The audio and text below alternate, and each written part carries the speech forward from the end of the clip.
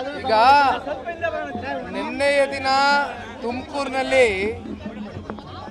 ಸರ್ಕಾರಿ ಕಾರ್ಯಕ್ರಮ ಆಯೋಜನೆ ಮಾಡಿಕೊಂಡು ಸಾಧನಾ ಸಮಾವೇಶ ಅಂತ ಹೆಸರು ಕೊಟ್ಕೊಂಡು ನಿನ್ನೆಯ ದಿನ ಮುಖ್ಯಮಂತ್ರಿಗಳು ಉಪಮುಖ್ಯಮಂತ್ರಿಗಳ ಆದಿಯಾಗಿ ಸಂಪೂರ್ಣ ಸಚಿವ ಸಂಪುಟವು ಕೂಡ ನಿನ್ನೆ ತುಮಕೂರಿನಲ್ಲಿ ಮಾತನಾಡಿರ್ತಕ್ಕಂಥ ಎಲ್ಲ ವಿಚಾರವನ್ನು ಕೇಳಿದ್ದೀನಿ. ನಿನ್ನೆ ಒಂದು ಉಪಮುಖ್ಯಮಂತ್ರಿಗಳು ಒಂದು ವಿಚಾರವನ್ನು ವ್ಯಕ್ತಪಡಿಸಿದರು. ನಾನು ಅದನ್ನು ಗಮನಿಸಿ ಇವತ್ತು ನನ್ನ ವಿಚಾರವೂ ಕೂಡ ಮುಂದಿಟ್ಟಿದ್ದೀನಿ. ಜನತಾದಳ ಪಕ್ಷ ಕೇವಲ 17 ಸ್ಥಾನವನ್ನು ಪಡ್ಕೊಂಡು ಭಾಳ ಅತ್ಯಂತ ಕಮ್ಮಿ ಸಂಖ್ಯೆಗೆ ಇಳಿದುಬಿಟ್ಟಿದೆ ಅಂತಕ್ಕಂಥದ್ದನ್ನು DK ಶಿವಕುಮಾರ್ ಅವ್ರು ಮಾತಾಡಿದ್ದನ್ನ ನೋಡಿ ನಾನೊಂದು ಪ್ರಶ್ನೆ ಅವ್ರಿಗೆ ಕೇಳಲಿಕ್ಕೆ ಬಯಸ್ತೇನೆ. 136 ಜನ ಶಾಸಕರನ್ನ ಹೊಂದಿರತಕ್ಕಂಥ ಕಾಂಗ್ರೆಸ್ನ ಪಕ್ಷದ ಉಪಮುಖ್ಯಮಂತ್ರಿಗಳು, ಅದೆಂಥದ್ದು ಅವ್ರದ್ದು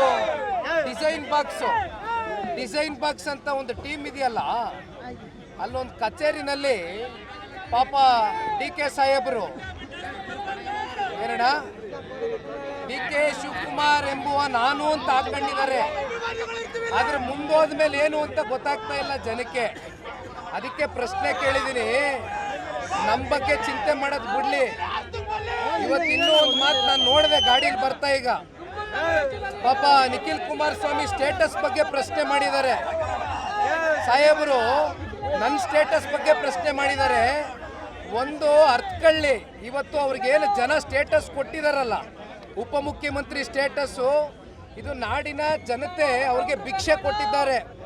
ಅದನ್ನ ಕಣ್ಗೊತ್ಕೊಂಡು ಅಧಿಕಾರ ಇದ್ದಾಗ ದುರಂಕಾರ ಪಡೆದಿರಾ, ದುಡ್ಡಿನ ಮದ ತಲೆಗೇರಿ ಜಾಸ್ತಿ ಮಾತಾಡಿದಿರಾ, ತಲೆ ತಗ್ಸಿ ಜನಗಳಿಗೆ ಗೌರವಿತವಾಗಿ ದುಡಿತಕ್ಕಂಥ ಕೆಲಸ ಮಾಡಲಿ.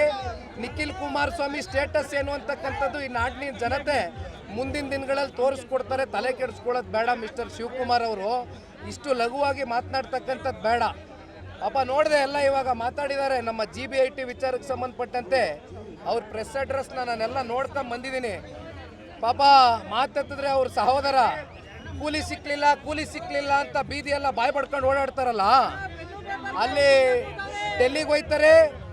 ಅಲ್ಲಿ ಪಾಪ ಇಲ್ಲಿವರೆಗೂ ಮುಖ್ಯಮಂತ್ರಿ ಉಪಮುಖ್ಯಮಂತ್ರಿಗಳ ಕುರ್ಚಿಯ ಒಂದು ಕಿತ್ತಾಟ ಬಡದಾಟ ಬೀದಿನಲ್ಲಿ ರಂಪಾಟ ಆಗಿ ಜನ ಇವತ್ತು ನಗುವಂಥ ಪರಿಸ್ಥಿತಿ ಬಂದರೂ ಕೂಡ ಕಾಂಗ್ರೆಸ್ನ ಹೈಕಮಾಂಡು ಪಾಪ DK ಶಿವಕುಮಾರ್ ತಮ್ಮ ಅದೆಂಥದ್ದು ದುಡ್ದು ಬಿಟ್ಟಿದ್ದೀವಿ, ಕೂಲಿ ಸಿಕ್ಕಿಲ್ಲ ಅಂತಾರಲ್ಲಪ್ಪ. ಆ ಮೊದಲು ಕೂಲಿ ತಗೊಬರ್ಲಿ, ಅದೆಂಥದ್ದು ದುಡ್ದವ್ರಂತೆ, ಕೂಲಿ ಸಿಕ್ಕಿಲ್ವಂತಲ್ಲ, ಕೂಲಿ ಇಸ್ಕೊಬರ್ಲಿ, ಹೋಗಿ ಡೆಲ್ಲಿಗೆ ಹೋಗಿ ಕೂಲಿ ಇಸ್ಕೊಬರ್ಲಿ. ಜನ 136 ಜನ ಸೀಟನ್ನು ಗೆಲ್ಸ್ಕೊಟ್ಟವ್ರೆ. ಕುಣಿನಾರದೇ ಇರೋರು ನೆಲ ಡೊಂಕಂದಂಗೆ ಅವ್ರು ಹತಾಶರಾಗದೇ ಇರ್ತಕ್ಕಂಥದ್ದಕ್ಕೆ ಆಗಿರ್ತಕ್ಕಂಥದಕ್ಕೆ ಇವೆಲ್ಲ ಚರ್ಚೆ ಇರೋದು. ನಿಖಿಲ್ ಕುಮಾರಸ್ವಾಮಿ ಸ್ಟೇಟಸ್ ಬಗ್ಗೆ ಚರ್ಚೆ ಬೇಡ. 2028ಕ್ಕೆ ಇದೇ ಮಾನ್ಯ DK ಶಿವಕುಮಾರ್ ಮಾಜಿ ಆಗ್ತಾರೆ, ಹಾಲಿಯಾಗಿರೋದಿಲ್ಲ. ಯಾವ್ರಿಗೂ ಅಧಿಕಾರ ಶಾಶ್ವತ ಅಲ್ಲ. ದಯವಿಟ್ಟು ಮಾತಾಡೋದಕ್ಕಿಂತ ಮುಂಚೆ ಎಚ್ಚರಿಕೆಯಿಂದ ಮಾತಾಡೋದು ಬೇಡ.